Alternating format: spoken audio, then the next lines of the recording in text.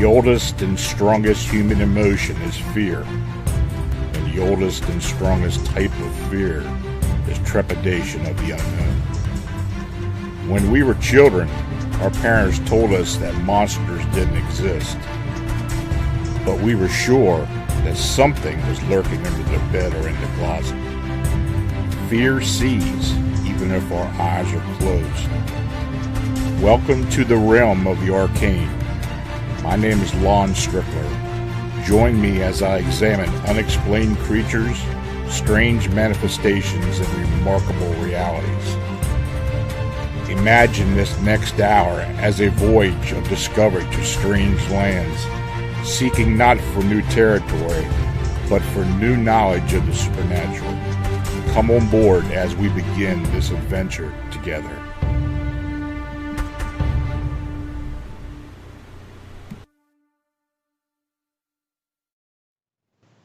Hey folks, good evening and welcome to another episode of Arcane Radio, where we explore the unexplained here on the Paranormal King Radio Network. I'm your host, Lon Strickler, coming to you within a cannon shot of historic Gettysburg in the cryptid Mecca of Pennsylvania. I thank you for joining me. Now, before we start with our guest, I want to mention a new case we got that came into us on August the 12th. This past Monday, I received an email and then a telephone call from a gentleman by the name of Mark Hagan of South Shore Ghostbusters in South Chicago. He wanted to report a sighting of a large winged humanoid in the Hammond, Indiana area, which occurred August 2018, about a year ago. Now, his statement was, it was August 2018. My wife and I were driving south on Calumet Avenue, and we were coming up to the red light at 131st Street when we heard what sounded like leather rustling. Now, this was in the evening. We looked to the retention pond on our left and saw glowing red that I am going to assume were eyes, and saw a large bat-like creature take to the skies. Now, it was dark colored and easily had to be 6 foot or more tall from what I can make out. The wingspan was close to 10 foot or more. About a week or so later, driving with my colleague in South Shore Ghostbusters, this time we saw it on top of the Klein Avenue overpass like it was eating something. We turned around only to see it take off to the skies once more. Now, we've been investigating the area and found this particular creature sticks close to water. Now, we have heard multiple accounts of seeing red glowing lights over the waters of Lost March since June or so of this year. Now, Hagan also told me that he's very familiar with the large waterfowl in the area, and that this being was definitely not one of the indigenous birds known to inhabit the area around Lake Michigan. The team, Finders of Monsters 14 team, plans to go in the area for further investigation. Now, these sightings are very similar to location description from a report in July 1st, 2017, and that was over the Lost Marsh area. There have been these red eye sightings of something that suddenly takes off into the air.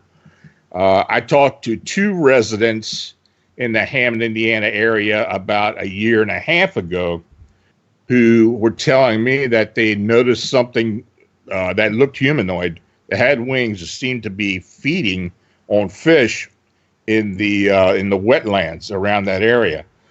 So we're going to be going back out in the field and looking at this area once again. Hopefully we'll come up with some more information.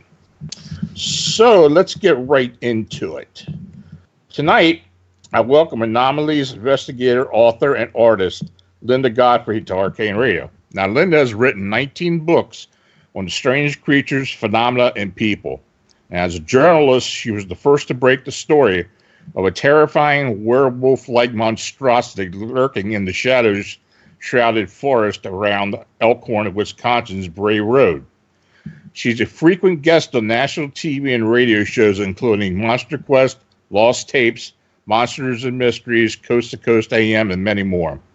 Linda's most recent book is titled I Know What I Saw, Modern Day Encounters with Monsters of New Urban Legend and Ancient Lore. So, Linda, thanks for joining me. Well, thanks for having me. Always good to be on here with you. Now, this book you have talked or mentioned about a lot of different types of cryptid beings.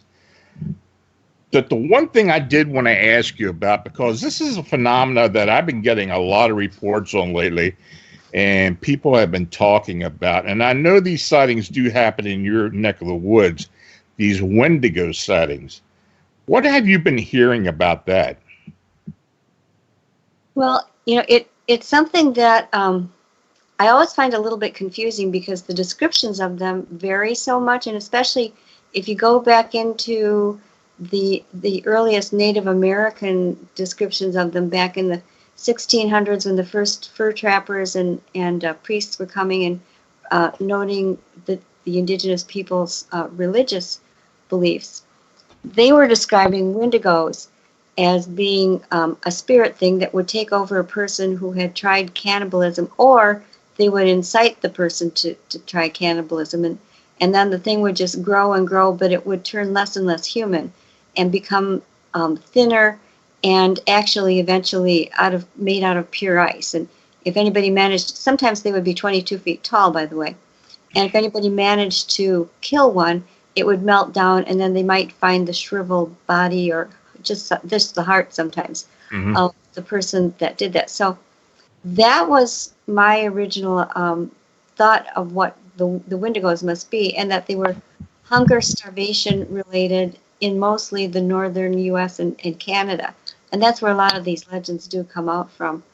But I think that the definition has been sort of evolving and changing, whereas now we're hearing about things that look more human-like. They're more human-sized.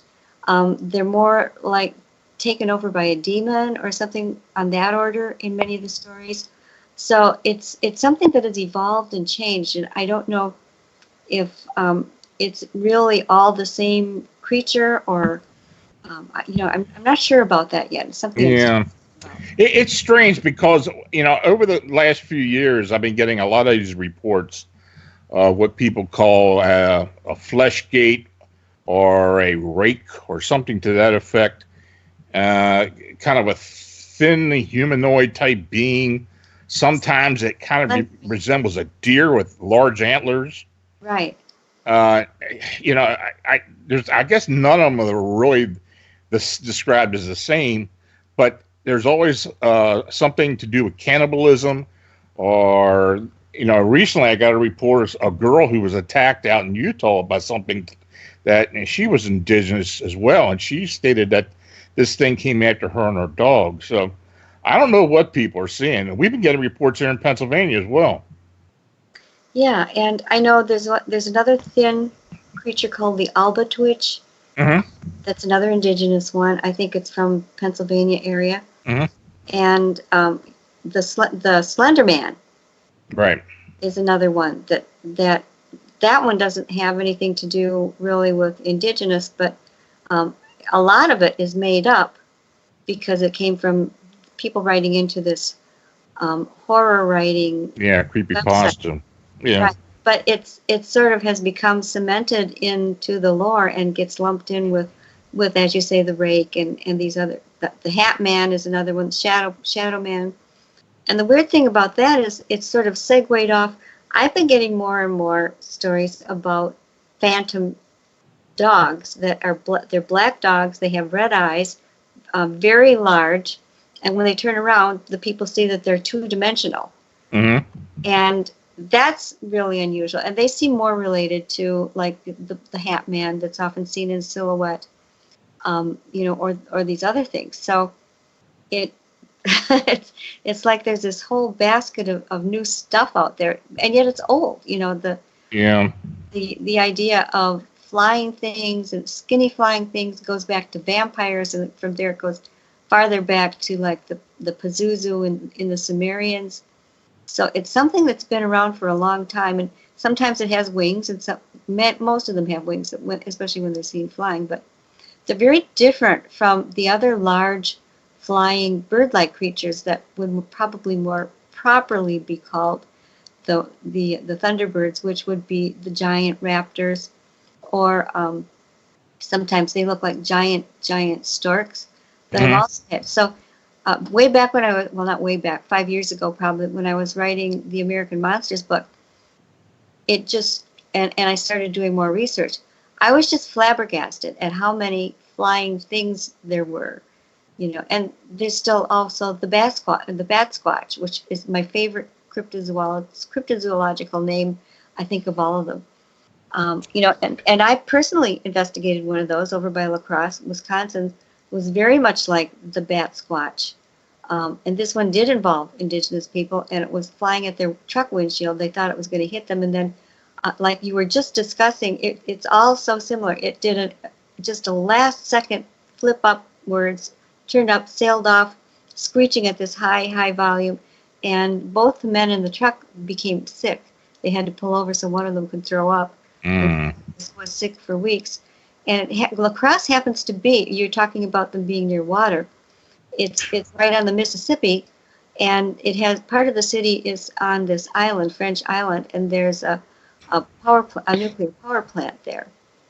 So, and I've had, and after the story ran about the first sighting, I had reports from other people who actually lived out on French Island. One of them was having a cigarette in his backyard and saw it on his kid's swing set or play set in the backyard, just hanging there in the moonlight. And another one had seen it out on his yard too. So these things, I believe, are probably more widespread than we know. And it's just as people become aware and they know it is something they should report, that we begin to realize there are more and more of them. You now you did write a bit about these canine type phantoms or other types of canines, dire dogs and such. Can you talk a bit about those? Yeah, the dire dog is something that's been a real interest to me for the past 27 years, because as soon as I did that story about the Beast of Bray Road and it kind of went national and everybody was hearing about it, I started getting all kinds of monster stories, but particularly they were either a Bigfoot or they were some type of huge dog that wasn't on its hind legs. You know, it couldn't really be described as a dog man in my book because it was on all fours, but they were so large that almost everybody who's ever reported them has compared them to either a miniature horse, a Shetland pony, or a bull calf.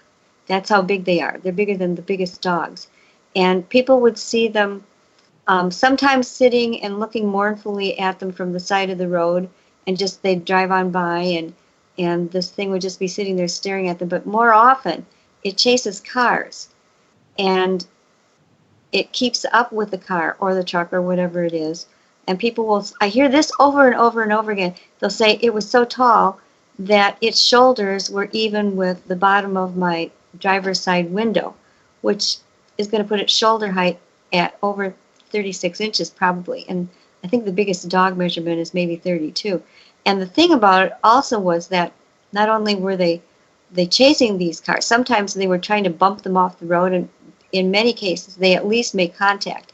And I've had one not too long ago where it did bump somebody off the road, but they managed to kind of recover. They had a right kind of vehicle that they could kind of get back out of that ditch side where they were. The other thing is that they sometimes look more dog-like. They might have slightly shorter ears than the dog man, or the slightly shorter muzzle. And their head is universally almost reported as being too big for the body, and the big, wide jaws. And these reminded me more of the build of the dire wolves. The dire wolves, which we have plenty of skeletons and remains to examine, especially in Southern California, also had these big chompers made to grind bone. You know, that was one of the main differences. They were not all that much bigger than the good-sized timber wolves that we have today. They weren't enormous. In fact, the ones that people are reporting to me now sound as big, if not bigger, than the actual dire wolves. And I've been keeping them, you know, year by year, and finally I had this stash of them that I thought, well, I've put some of these in different places in the books where they seem to fit other categories, but it seemed like it was time to admit that, yeah, here is this whole classification of these big-boned, tall, thickly built, four-legged, dog-like creatures that people still would notice. They would say, this was just no dog. This was no ordinary dog. And it seemed to me that since they had kind of both the features of the dire wolf and the big dogs, that dire dogs sounded like the right thing to call them. And so I just, well, I'll start out with that, and if people think it's appropriate, and it sticks, fine. But this is one of the really creepiest categories, I think, because they are more combative, they are more aggressive, I want to say, than the regular dogmen, which 90% of the time, unless you're getting stalked in the forest at night or something, they're going across the road, they're usually not attacking the cars or doing anything overtly really aggressive, where these things are. It's like they want to get you off the road and see what they can do with you, is what people think. And it scares people more than just seeing one from the safety of their car when the animal is actually trying to get you off the road. I had a report last year from a hunter here in Pennsylvania near the Tuscarora State Park. And, Butch and I have been looking into the upright canine, and this thing he saw was on four legs. It was quadruped, but it was huge. And he was up in his tree. He was up in his deer stand, and he saw this thing. He saw two of them running across the field after a deer. And he sat there, and he lost sight of it. Then a couple of minutes later, this thing started coming towards him. And he was looking out over a field from the edge of the woods, and this quadruped walked up to his, to like 50 yards in front of his deer stand and just sat. And he said, I swear this thing had the head of a wolf. It was huge, bigger than a wolf, and it actually had a sloping back like that of a hyena. Yes, that's another thing they report. Exactly. Wow. Yeah, and he said it sat there for a long time just looking at him. And he said, I was afraid to take a shot at it because I don't, something you don't know what it is. Right. I hear that all the time from these people that walk up onto these upright canines. These things are so big, and they're, it's like they, something's telling them, do not take a shot at this thing, even when they're armed. So, and the fact of it sitting there like that, it's really a different behavior than the regular dogman. The dogman just get out of sight. It'll run off into whatever cover there is if it thinks you're really staring at it. This one sort of invites being stared at. It's like it kind of wants that. One I recall that always gave me the shivers was from a school bus driver who was going up a hill, and this one was sitting with the sun kind of setting, lighting up its face, and just looking at her going past with this school bus as she went slowly up the hill, and it just sat there looking and looking and looking as if, you just wonder what they're thinking.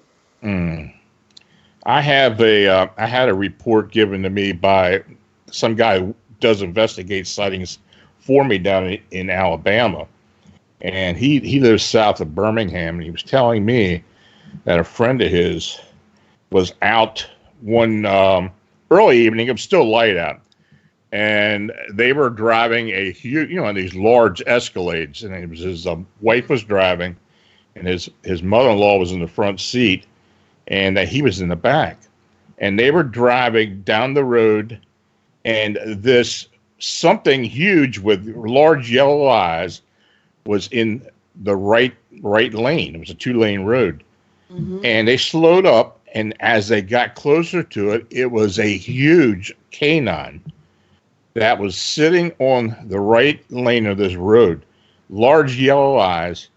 And the guy swore they had to slow up and go past this thing. He swore that its shoulders were at the level of the side mirrors of this Escalade. Exactly. That's a huge canine. It is. Well, think of a canine the size of a Shetland pony, and that's what they're all saying. Yeah. It's not the same. It doesn't behave the same as the man wolves or wolf men or or dog men, whatever you want to call them. It's much thicker, much heavier. The jaws are more noticeable, even if it has the wolf type head. And yeah, it's like a new entity into itself. Wow. Do you think these things are indigenous? Do you think they're flesh and blood, or are they spirit? Well, so far, they seem to be really not at all afraid of making physical contact, and they can make a heavy physical contact. Right. They can leave tracks. People have seen the big tracks, but it's really hard. They don't seem like they should be spirits, but on the other hand, they're really weird. Yeah. When they look completely dog-like.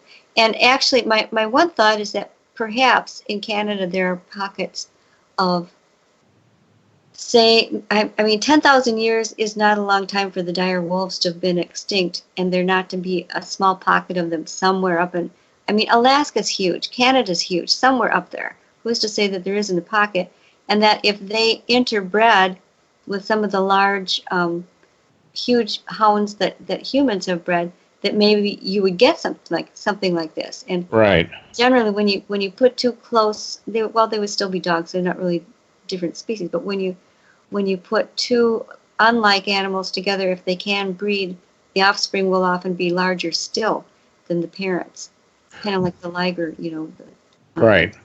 Well, that's like the coy wolf that is so prevalent up in Canada.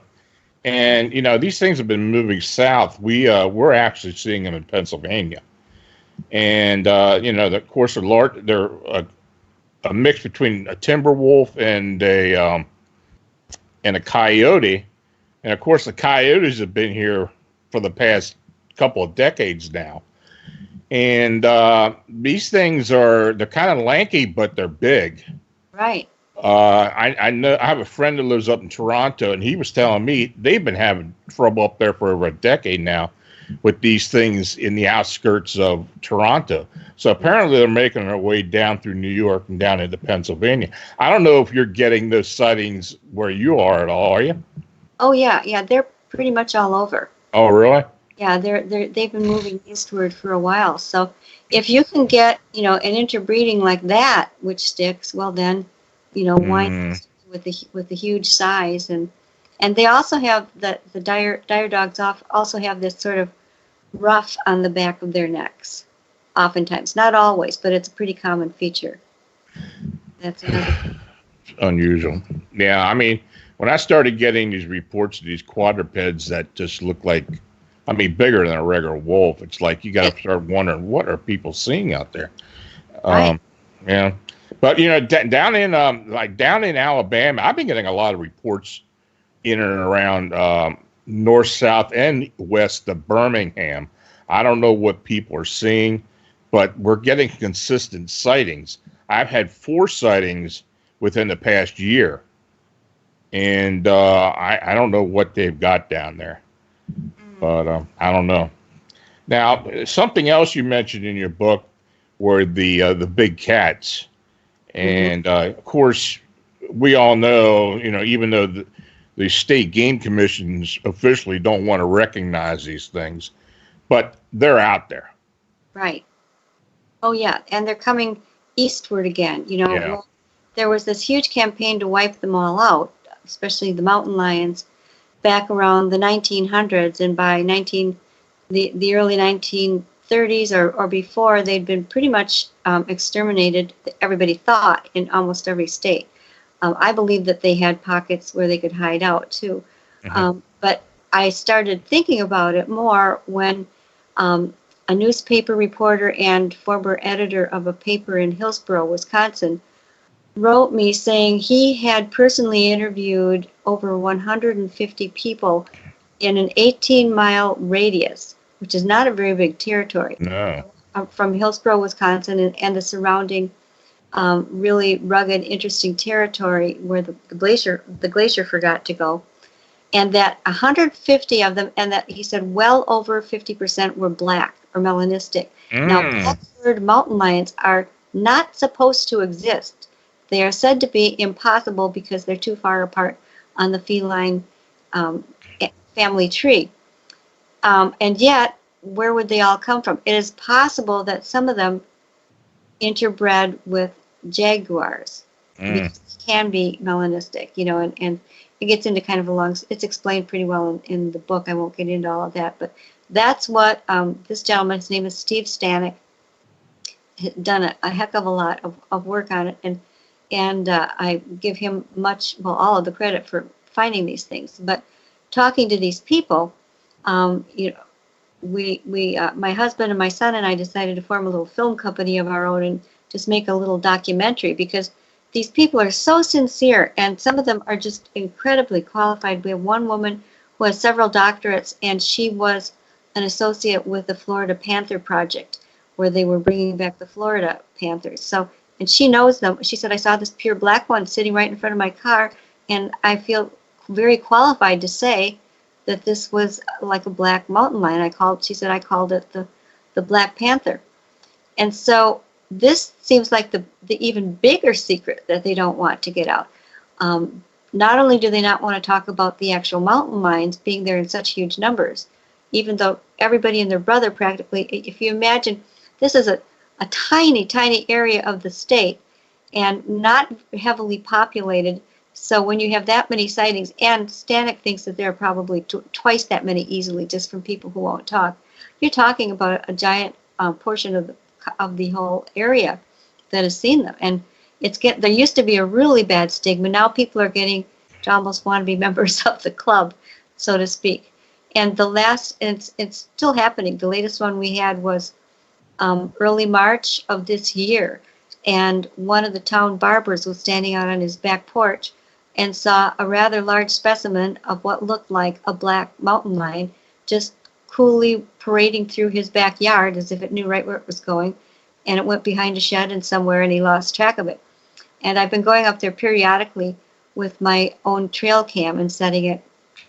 We did get a wonderful shot of a black house cat, but you can tell it's good to have something like that to compare it against. Because Right. then so we're still trying, hoping to get a shot, because then he found out that his next door neighbor, had 2 sightings of it. So it's really a big mystery, and it's a mystery also as to why it's supposed to be kept so quiet. One person, when a member of a local, I'll just say a local official, found out that she had been on our film talking about seeing a mother mountain lion and a kitten with her, which makes it a breeding population, which gets them into a whole other thing, said if she let that be shown, she would not have a future in law enforcement. This is what the person was having a ride along because that was their goal, was to be in law enforcement, which she just happened to see this. And yeah, so we're getting threats to people. Right. Well, now you know what happened over in Great Britain when people started releasing their exotic cats, and Right. then they started breeding over there. You think maybe that might be what's going on here to some degree, that some of these I don't know, the breeders or people who kept these things as pets that kind of escaped. I mean, I know in Ohio there were a very decent sized number of big cat escapes. Do you think that might be a possibility? I do think that plays some part of it. I really do, because Wisconsin has always been a circus state. We've had a lot of overwintering communities that are overwintering for places for circuses, or that they were overwintering places. And I even actually have a historic write-up of one of the early circuses, Hall's Circus, which wintered in Evansville, Wisconsin. I don't know, maybe 3 hours away from Hillsborough, but that's nothing for a big cat. But they were told of one of the leopards escaping from its cage, and it went up a tree, and actually they had a small posse to come and shut it and shoot it down, and it still mauled somebody really badly on its way down as it was falling out of the tree. That's just one example. There really are plenty more today where people are taking these things as pets, finding out they can't handle them, and then they end up, if they're lucky, at a big animal shelter. There's 2 of them that I visited myself, and we've talked to the people. One of them displays a Siberian tiger that ate half of its owner because they weren't feeding it properly. Yeah. So you can understand they get hungry and they start seeing other things as food. But yeah, I do think that that probably blends into the mix. Mm-hmm. And makes, every once in a while a new individual will appear, and maybe it is something that is already melanistic. There seem to be a fair number of black leopards on display in some of these. And Okay. yeah, we have an owner of one of the big cat shelters not too far from Baraboo who really tells it like it is in this film. And it's pretty interesting and inspiring what goes on, but somehow, whether they came from zoos or pet owners who got tired of them or couldn't keep them in captivity properly, or whatever, or they're coming up from the western side of the U.S. with either black jaguars or mixed already with the black jaguars there, or if, as Steve Stanek thinks, they were already up around Hillsborough and maybe one or two black jaguars got thrown in with their mix. There are a lot of different ways it could happen.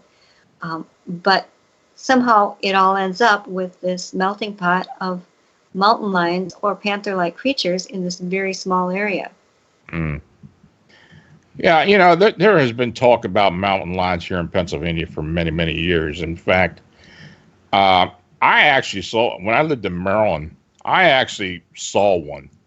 Back in 84, I saw one going across the road, a country road. It walked right in front of me. I mean, this cat was so big. I mean, its tail was almost as long as the cat. That's how they are, right? Yeah. Was it black or tan? Oh, it was tan. Yeah, it was tan. And that's not the first one I heard about in the area. Now, that was back in 83. Right. So, that was before the coyotes even started making their way east.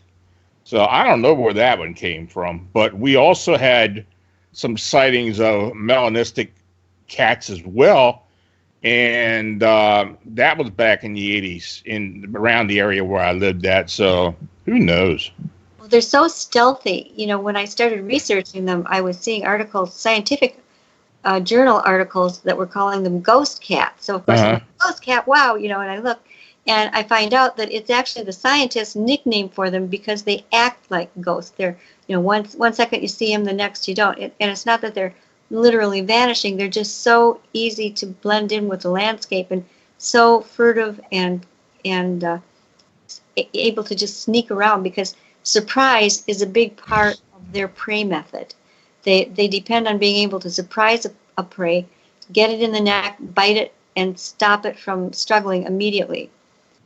That's how they're trying to do it, and so they call them ghost cats, but it just refers to their way of getting around. So you're very lucky. My husband was actually stalked by one in our own backyard. Is that right? That was really scary. Yeah, it was about 6 or 7 years ago, and it was the same year that one came through and got all the way up to Connecticut they come from the Black Hills through Minnesota and then around through southern Wisconsin and keep heading on the Great Lakes path. And it was nighttime, and we were living until about 2 years ago right on the edge of the Kettle Moraine State Forest, which has these steep drop-offs. And we had one of those on one side of our yard. We had like an acre. There's a steep drop-off on one side and on the back. And he kept his boat back there. It was nighttime. It was fall. He wanted to go back and look at his boat. He's raised as a farm boy, did not take his flashlight with him. So he gets out there almost to the boat, and he hears this unmistakable cat yowl, just not really a roar, but it's that kind of yowl. And he knew what it was. And almost instantly he heard this thunk, and it was 3 feet from him. It had jumped. It had bounded. It might even have been on his boat and jumped off of that. And he had to walk backwards through that whole yard, trying not, like, if he had stumbled and fallen back, it probably would. And it was pacing him 3 feet away from in front of him, and he was kicking and yelling. And what was I doing? I was in our house with the headphones on, doing a show just like yours, and I could not hear him yelling or screaming. And luckily, when he made it to where the deck started, he stepped up on the deck, and then the thing just turned and went down into the drop-off. But he saw it again the next morning when he went to church, or not to church, when he went to work. It was at a bend in the road where there's a cornfield that came out of the cornfield and stood there and just looked at him like, oh, I almost had you last night, was his feeling. He was, I've never seen him so white-faced, though. He just, I came out of my office and he was, looking like his face had been drained. And two of our neighbors on different ends of the road also saw it, so it wasn't his imagination. It makes you wonder. I mean, it gets a little scarier now than it used to be to go out into the woods. It is. I'll be honest with you. Because I know when I was a kid, that was nothing for me to go out there, go hunting by myself and such, but I would think twice about it now. We never saw deer when I was a kid. I mean, if you saw a deer, it was really rare. See, that's another thing. The deer population in the United States, particularly east of the Mississippi, has simply exploded in the last 20 or 30 years. Yes. And I think it's kind of drawing a lot of these cats and whatever towards the east. Right, because they will go wherever there's food. Right. For them, and that's their favorite thing.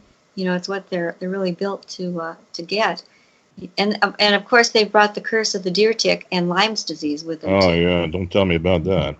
Or deer. But it really then begs the whole argument: should we not want these creatures around because they could eat our dogs and we're unsafe and scare us in our own backyard, or should we be glad they're here so they're eating the deer, and the ecosystem is remaining viable and not producing all the unwanted plants and the unwanted insects like the deer tick.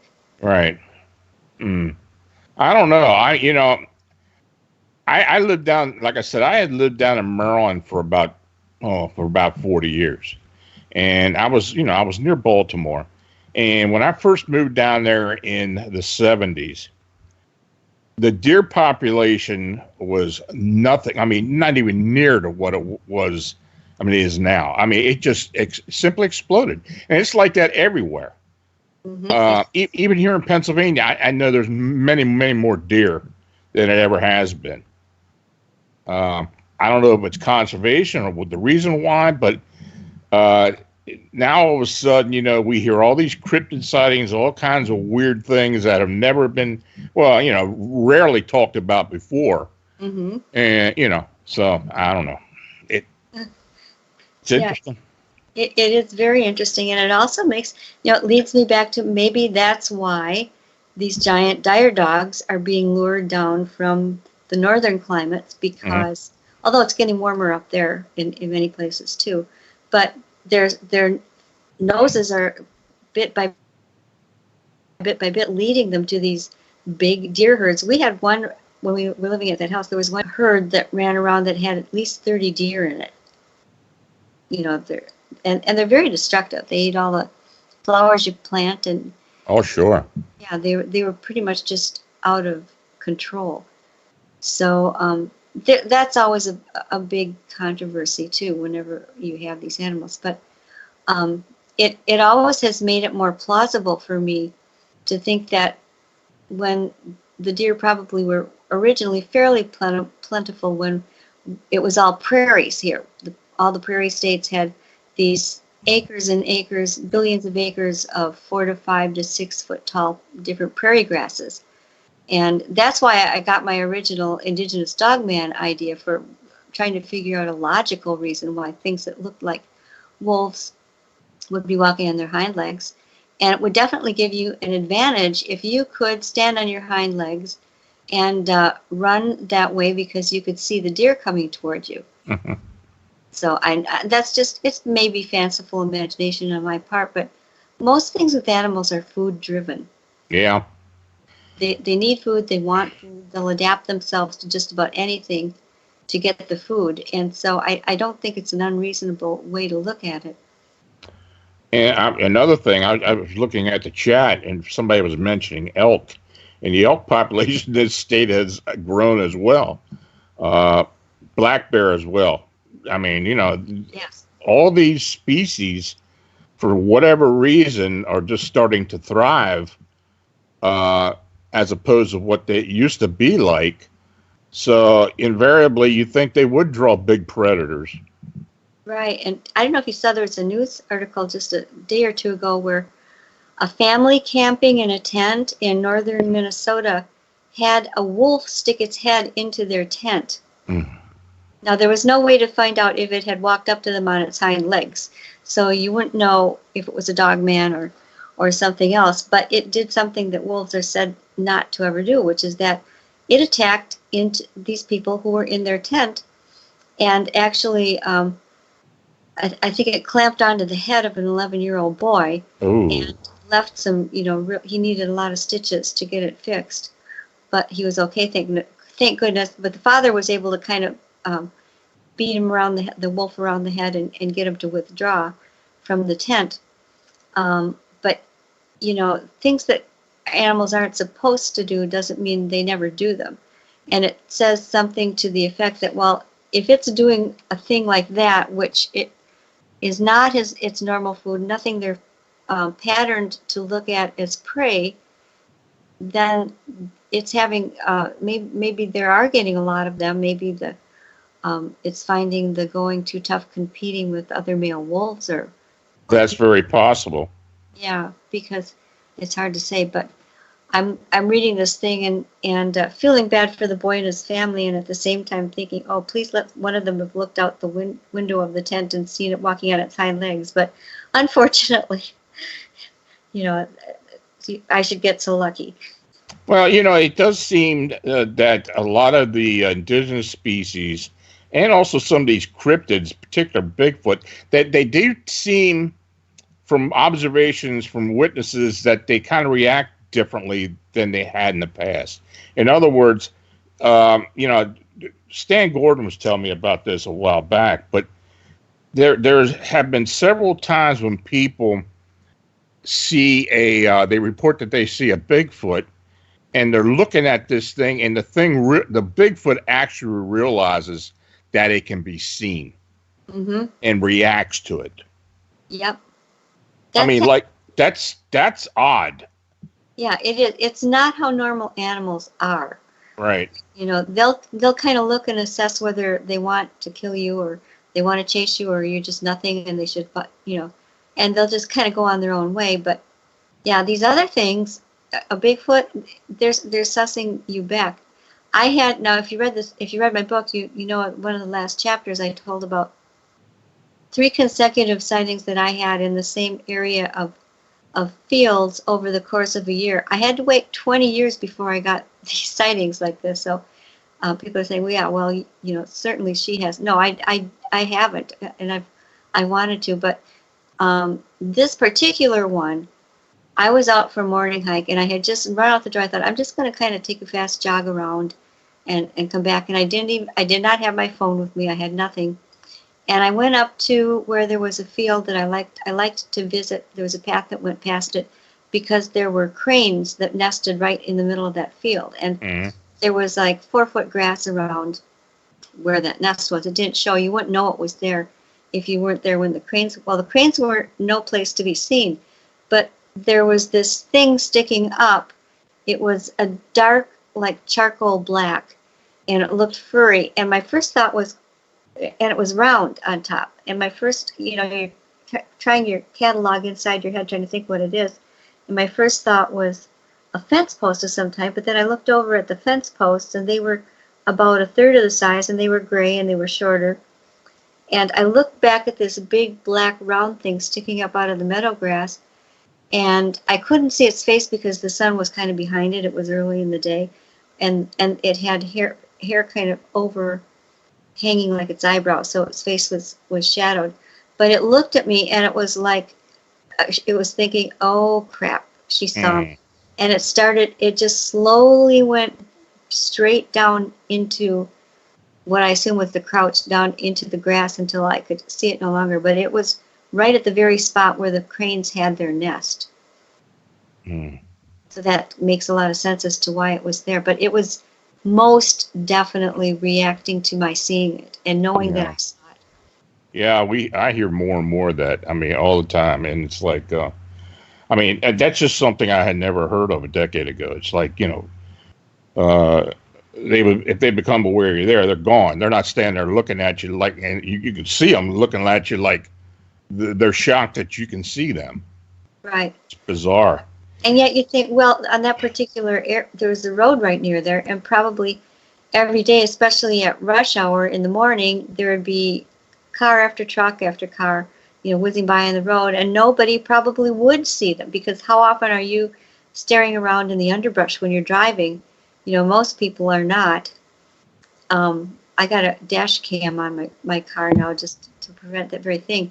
But yeah, and they're used to people just rushing by, and when somebody breaks our behavior code and stops and stares at them, well, then they know we've got a problem.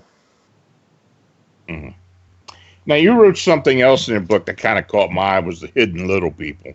And that's interesting because I've been getting reports out of northern Minnesota for a couple of years now about these little people in the mass fern forest up there in northern Minnesota. I don't know if it's part of something that you have heard about, but this is kind of an interesting subject to me. Kind of tell me about what you had talked about in the book. Well, the thing that surprised me when I started putting it all together was that, excuse me, almost every place and time has little people. And sometimes they're talking about little spirit beings, fairy type beings, and other times they're talking about what sounds like a race of smaller humanoids, or humans, or generally. Right. And when you think about it, we know that there are sometimes very small people that are very well proportioned. They used to be called midgets. Now they go by little people. I think maybe small humans is even better than that, or just small people, because then we understand that they're us. They're just small. I don't know if anybody remembers. I don't from life, but from reading about it, there was a circus small person named Tom Thumb, and I think, and correct me if I'm wrong, but I think he was only like 27 inches tall, but he was in perfect proportion. Yeah, exactly. And yet he was human in every way, and so that's different. But there also are what people understand, because they're doing things like popping in and out of the air. They're doing little magic tricks, whatever, that they're spirit beings. Sometimes they are things that have transformed from other things. There's one in Scotland that is supposed to transform from like a dwarf size to a Bigfoot, into an actual Bigfoot. Is that right? Yeah, it's got this long footery or something like that. I've got it written somewhere. I probably couldn't pronounce it if I did have it in front of me. And then the Native Americans along the Bad Axe River and up by Lake Superior, they have these things. Scientists today call them concretions. They look like perfectly round little concrete balls, but they're supposedly naturally formed just by the way the silt in the lake works with its wave action. And I have one myself I got from a guy who collected them. Although they're supposed to belong to the Bad Axe people, I am going to return it. But the idea with these things is that each one has a tiny inhabiting spirit within it. And so they can also transform or do other things, or, I'm not sure what all they can do, but there's something special to them. But, you go to Hawaii and you've got the Menehune.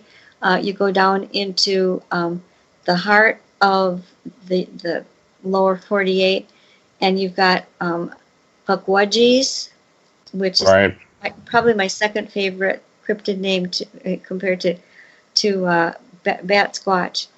And the Pukwudgies are very much like European-style fairies and elves and trolls, in which they can be good, or they can be, if you cross them, they can be very grumpy and, mess up your buildings and, kind of just sabotage you in ways that small things would. So I go through the whole thing, and it's just interesting to me how they're so universal. Yeah. Yeah, you do hear a lot of different stories. Occasionally I'll get one that, I'm like, it's kind of hard for me to fathom. I talk to people and, they swear they see these things. And I don't know. The small people isn't really my genre, but occasionally I'll get one that interests me. Well, there are small Bigfoot that are Right. seen, and of course, you don't know if it's a juvenile. That would probably be my first guess, especially if there were tall ones near it. But if you were just seeing a little group of small ones, you might think that they were in the same way there are tall and small humans, there may be tall and small Bigfoot. Yeah, that's true. Before you go, I do want you to talk about something that was in your book that I thought very interesting was the Hawaiian Flying Dog Man. What in the world is the Hawaiian Flying Dog Man? Yeah, well, this was the one book that I really kind of hemmed and hawed over putting it in the book for a long time, because I had quite a bit to choose from. And yet the theme of my book was how modern sightings intertwine with and connect with ancient lore and legend. And in this particular incident, there was a man who had, and I hope I'm getting the right one. You're talking about the one where he was walking his dog and the spirit dog came along, right? Mm-hmm. Yeah. So there was this. I probably should just read it because it's a little complex. But the gist of it is that he's out walking his dog, and this spirit dog comes along, morphs into a different species of dog, and begins mating with his dog. And it had come out of the sky. Now, what made me think about it was, gosh, almost every religion has something about an exalted type of creature or person or entity or whatever coming out of the sky and mating with something else on earth and to achieve their ends. The Bible has that, almost every major religion or many minor ones as well. And I thought, here I've got an example of something like that. And when I talked, I interviewed the person, and they seemed just sincere. They didn't want anything for it. But the thing was that his dog had gotten pregnant and had puppies, two puppies. And he sent me a photo of the puppies, and he said they're really magnificent dogs. They don't seem supernatural in any way. At least at that time they hadn't. But I put it in there because it just makes you wonder if how that relates to so many of these other beliefs and lore and legends about this very same thing. Is this the way they get started? Do things just come out of the sky and appear to mate with earthly creatures? And if so, why? What would it have gained? And since it intrigued me and interested me so much that I was still thinking about it, like after a year and many talks with this man, I thought, well, I'll let everybody else read it and figure that out for themselves too, if they what they think of it. It kind of goes back to I don't know, maybe a chimera, maybe something like out of the Book of Enoch and the angels coming down and breeding with inhabitants on Earth. That's kind of bizarre. Right. That's exactly the kind of thing I was thinking about. And yeah. And when you get into many other cultures, sometimes there's a whole area of China where the people who live there now believe that their ancestors were descended by a mating of a dog and a human. Mm-hmm. And they still have celebrations for it, that kind of thing. So as far as historical things go, it's not unheard of. This is a dog mating with another dog. So, and puppies are produced. So I just thought it fit the parameters of the book title in a way that no other story did. So, and I'm kind of waiting to see. I'm hoping he keeps up with me to keep track of those puppies as they grow. So, and there's another There's another cryptid that I have been getting reports about, and you wrote a little bit about in the book, were deer people. And I know it goes back to the indigenous people, but what exactly are deer people? Well, basically, they are generally perceived as either deer standing up and walking, much like dogmen, except they're deer men, with the antlers, and they have a deer head, and they just walk around on their hind legs, and people will mistake them for one of the stick men at first when they see them, because the legs are so thin and they're walking on their hoofs, so it's just they look very weird to see one running down the road. But then there are other ones that seem to be more like they remind me of the water horse from Ireland, where there's like a beautiful horse, and it entraps people into the water so it can get it. And one incident that was written to me that I talked about in the book was this: these two guys were driving late at night, 3 in the morning, and they saw this beautiful woman standing by the side of the road. And one of them wanted to stop and pick her up, and the other one is like, no, if she's out here at 3 o'clock in the morning, she's able to take care of herself. And my grandmother said, never stop for a deer woman or a deer man. And so you get the feeling that something bad might happen if you did. Well, the book is titled I Know What I Saw, Modern Day Encounters with Monsters of New Urban Legend and Ancient Lore. And boy, that really covers it all with that title, I tell you. And I tell you, folks, get the book, because it's got all kinds of strange things in there. It's got stuff I had never heard about. And all I can say is, wow, it's an amazing book. Thank you so much. Yeah, and LindaGodfrey.com will get them to pretty much everything, just my blog. And if people are interested about the film, there's a 2.5-minute trailer. Just go on YouTube or Facebook and put in Return to Wildcat Mountain. Just Return to Wildcat Mountain, and it should take you to the trailer for it. So what else do you have coming up in the future? In terms of books, you mean, or? Anything that you can tell us. I know you mentioned you had some fiction, some books you had already got written and waiting to have published.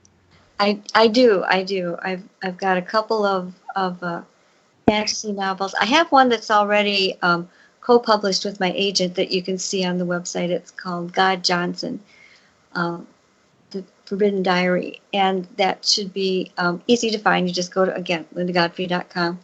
But I have 2 other fantasy novels, and I'm thinking of doing some more with the dire dogs, because there's a lot more to really take up with these things.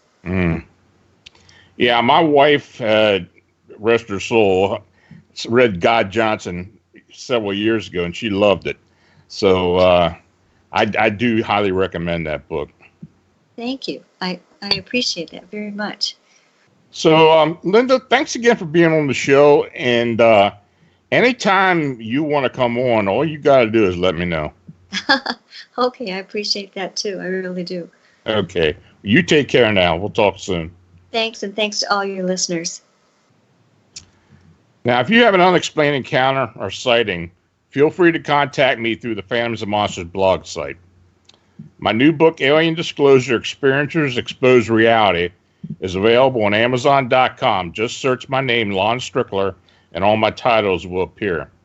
I want to again thank Linda Godfrey for coming and this evening and joining me, and I want to thank you for listening to the show. Good night, and have a safe and enjoyable weekend.